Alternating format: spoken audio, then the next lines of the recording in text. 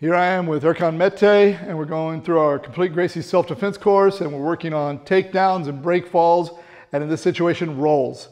Okay, so we worked on back break falls, we worked on standing rolls into break falls, and then we are just covering just kind of how to roll in general. So we covered a forward roll, a very simple forward roll. Can I get you down? On both knees, not into a break fall, just the idea of becoming a ball, rolling right into the sitting position. So now we're simply going to work it backwards. So come back up onto your knees. All we're doing is literally the reverse. So notice his arm was out. He looked towards this knee. He rolls over his shoulder. Come back. Not over his spine. He's not putting his head directly between his legs and rolling down his spine. He's looking backwards over his shoulder. So now he sits. So now, very simple. Mistake people do is they roll back and they roll straight over their head. So he's going to tilt his head out of the way, look over his shoulder. Now what rolls? A ball. A ball. So what he does not want to do is kick back and stretch his upper body away from his knees and then try to kick his legs over. Okay? He's simply going to push off his feet, move his head out of the way, look, and roll over his shoulder. The tighter you keep your knees, can I step in?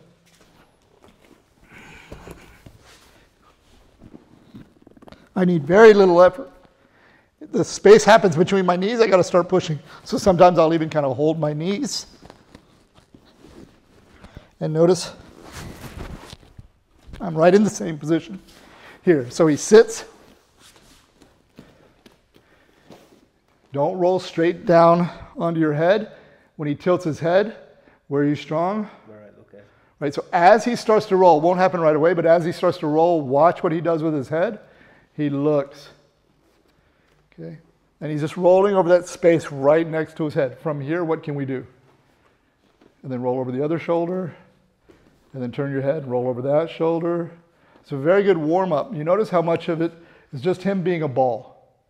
Okay, so it's a very good simple way to do back rolls, defending guard passes. Certain times I might have to back roll. Okay. Now we can also use this from a standing situation where you can do the break fall rear. That's always a good option. But I can also do the back roll. So he's going to stand with your back towards the cage. Okay. And now he's not falling. He's just going to sit almost as low as he possibly can, just like we did with our back break fall. But this time, instead of doing break fall, he's going to come right back up. Good. So facing me. Again, what he doesn't want to do is, if you just fall back here, what happens? That whole body opens up. Mm-hmm. So he still wants to keep low, just like we did with our back break fall, chin tucked. But the only difference is this time, he's going to move his head, look, and continue the motion. So he's not really slapping. You can slap a little to help push yourself if you need to. So he's here. But often I find when people slap, they stop the motion. Yeah, that's a break. Right.